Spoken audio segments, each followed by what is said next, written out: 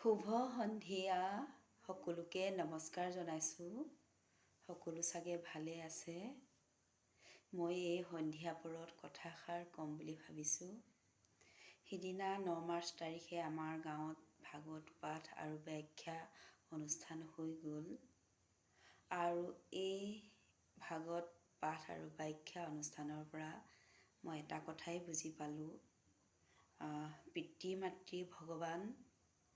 আৰু পিতৃ মাতৃক সেৱা কৰিলে, শ্ৰদ্ধা কৰিলে, পিতৃ মাতৃক যদি আমি সন্মান কৰোঁ, মৰম চেনেহ কৰোঁ, তেতিয়া আৰু বেলেগ ভগৱানক আমি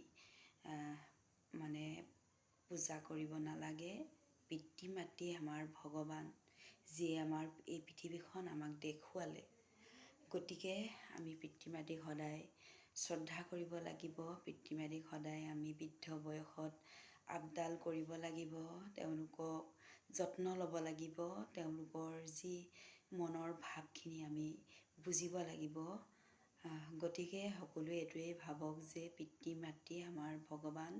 পিতৃ মাতৃক পুজিলেই আমি ভগৱানক বিচাৰি পাম। আৰু এখন ঘৰৰ এগৰাকী মহিলাই ঘৰখনৰ ধৰণী স্বৰূপ।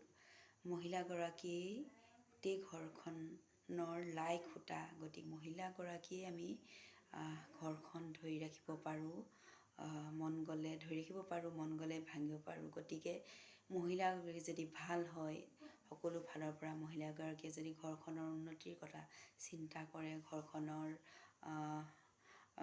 কেনেকৈ আমি ল'ৰা ছোৱালীক ডাঙৰ দীঘল কৰিব লাগে, শিক্ষা দীক্ষাৰে তেওঁলোকক ভাল মানুহ কৰিব লাগে, সেইখিনি কথা যদি মহিলাগৰাকীয়ে আয়ত্ব কৰি লয়, নিজৰ জ্ঞানখিনিৰে তেওঁলোকক যদি ভাল মানুহ কৰিবলৈ আগবাঢ়ে, কেতিয়াও সেইখন ঘৰ আৰু বেয়াৰ ফাললৈ গতি কৰিব নোৱাৰে। গতিকে পিতৃ মাতৃৰ ঘৰখনৰ ঈশ্বৰ ভগৱান, আৰু ঘৰখনৰ মহিলাগৰাকীয়ে ঘৰখনৰ মূল চালিকা শক্তি আৰু ধৰণী স্বৰূপ।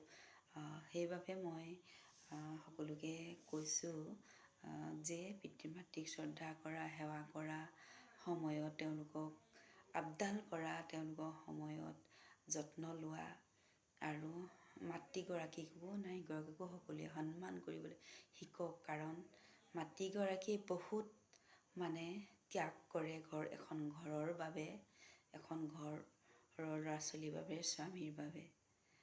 নহয় জানো বাৰু? আপোনালোকে কমেণ্ট কৰিবচোন, হয়নে নহয়। ধন্যবাদ জনালোঁ সকলোকে।